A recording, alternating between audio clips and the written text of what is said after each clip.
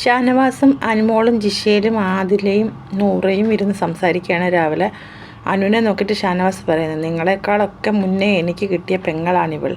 എന്നാൽ പെങ്ങളിൽ നിന്ന് എനിക്ക് യാതൊരു നീതിയും കിട്ടിയിട്ടില്ല ഇതുവരെ. അനുമോൾ പറയുന്നത്, ഞാൻ ആർക്കും നീതി കൊടുക്കാൻ വന്നതല്ല, എനിക്കിവിടുന്ന് ആരും അത് തന്നിട്ടുമില്ല. ഷാനവാസാണ് നീതി കിട്ടിയില്ലെന്ന് പറഞ്ഞത്. ആക്ച്വലി ഈ വീക്കിൽ ഷാനവാസ് അനുമോളെയാണ് നോമിനേറ്റ് ചെയ്തേക്കുന്നത്. എന്നാൽ അനുമോൾ ഷാനവാസിനെ നോമിനേറ്റ് ചെയ്തിട്ടില്ല ഇതുവരെ. എന്നിട്ട് ഷാനവാസ് പറയുന്നത് ഷാനവാസിന് നീതി കിട്ടിയില്ലെന്നാണ്. നോമിനേറ്റ് ചെയ്ത ആൾ പിന്നെ എന്ത് നീതിയാണ് പ്രതീക്ഷിക്കുന്നത്?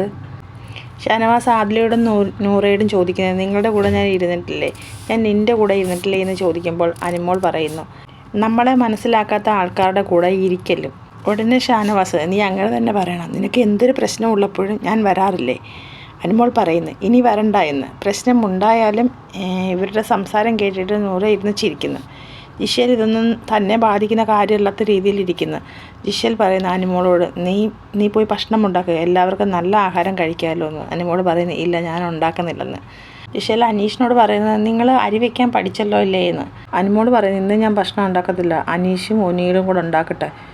അപ്പം ജിഷേൽ പറയുന്നത്, നീ ഉണ്ടാക്കുന്നതാണ് നല്ലത്, അവർക്ക് അത് ഉണ്ടാക്കാൻ അറിയില്ലല്ലോ എന്ന് പറയുന്നത്. ഇല്ല ഞാൻ ഉണ്ടാക്കത്തില്ലെന്ന് പറഞ്ഞാൽ അനുമോൾ എഴുന്നേറ്റ് പോകുന്നു. എന്നിട്ട് വിളിച്ചിട്ട് പറയുന്നത്, ജിഷേൽ നീ വാ, ഒറ്റയ്ക്ക് അവിടെ ഇരിക്കണ്ടെന്ന്. അപ്പോൾ അതിലെല്ലാം കൂടി ഇരുന്ന് ചിരിക്കുന്നു. എല്ലാവരും പോയപ്പം അതില നൂറയോട് പറയുന്നത്, എനിക്ക് നിന്നോട് കുറച്ച് സംസാരിക്കാനുണ്ട്, കുറേ കാര്യങ്ങൾ സംസാരിക്കാനുണ്ട്, എപ്പോഴാണ് സമയം എന്നൊക്കെ ഞാൻ പറയാമെന്ന്.